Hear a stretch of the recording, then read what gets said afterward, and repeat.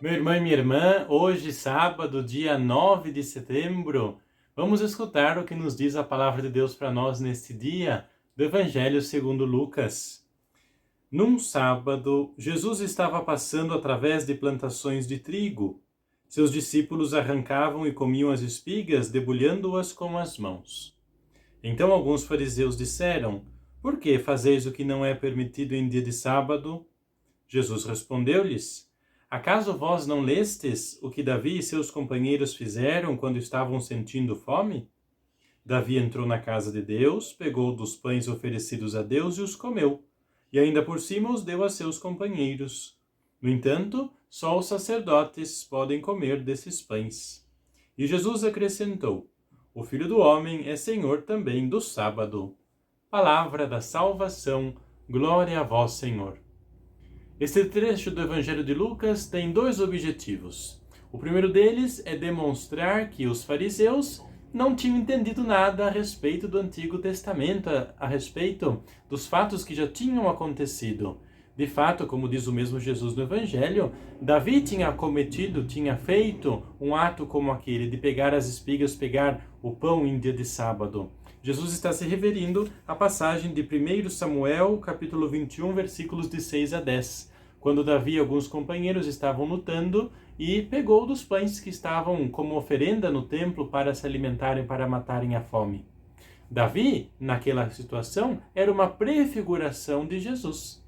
E os fariseus não conseguiram fazer esta correlação entre Davi e Jesus. Ou seja, não conseguem dar este passo, não conseguem abrir o seu pensamento para a novidade que é Jesus. O segundo objetivo desta parábola é demonstrar que aquele povo tinha dado mais importância à lei do que as coisas que a lei dizia, do que as coisas que a lei defendia e protegia. Neste caso específico, a lei do sábado protegia o ser humano.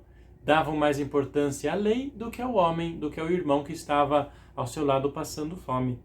E por fim, este evangelho nós vemos que Jesus se autodeclara Senhor do sábado. Quem era o Senhor do sábado? Para os judeus, o sábado é o dia de Deus, é o dia sagrado.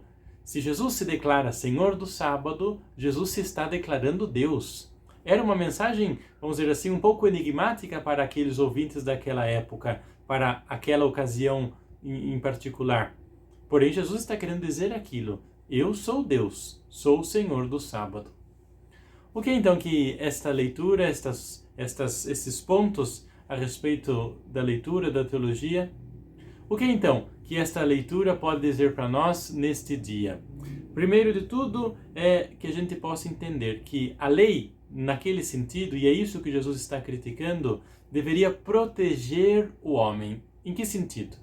Se a lei proibia que se trabalhasse em dia de sábado, é para que, por outro lado, o homem pudesse descansar do seu trabalho, pudesse descansar a criação, pudesse descansar os animais que lhe ajudavam a arar o campo, por exemplo, pudessem descansar os escravos, pudessem todos descansar.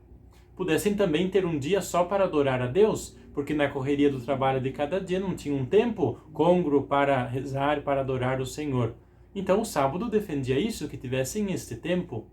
Porém, tinham levado esta lei a tal grau de extremidade que não se podia fazer mais nada, não se podia varrer a casa, não se podia se alimentar, por exemplo, como os discípulos, colhendo e quebrando os alimentos.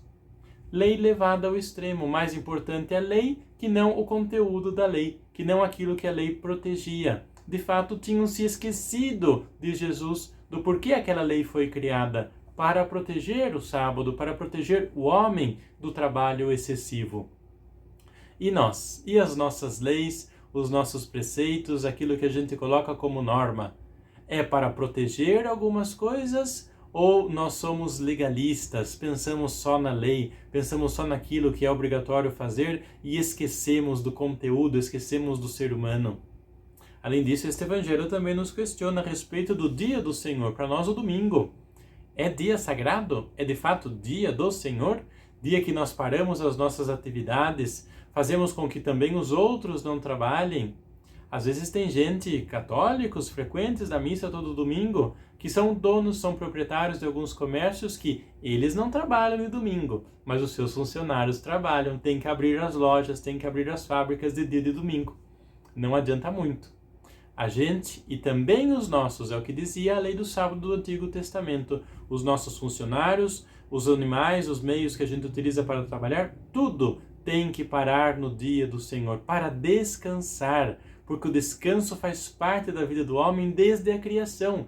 Deus, depois de ter trabalhado 6 dias, no 7º descansou, dando um exemplo para nós, que nós não vamos viver só de trabalho, que o trabalho é sim importante no nosso dia a dia, mas é preciso descanso, é preciso divertimento, é preciso alegria, é preciso conviver juntos, é preciso um almoço festivo, é preciso ter um dia para adorar o Senhor, parar tudo para dedicar um momento oportuno, 1 hora, 2, 3, sem preocupação de emprego, de trabalho, para o Senhor, para rezar, para nos consagrar a Ele. Que esta passagem do Evangelho nos ajude a dedicar bem o nosso tempo às coisas de Deus. Que a bênção do Senhor seja derramada sobre você, em nome do Pai, e do Filho, e do Espírito Santo. Amém.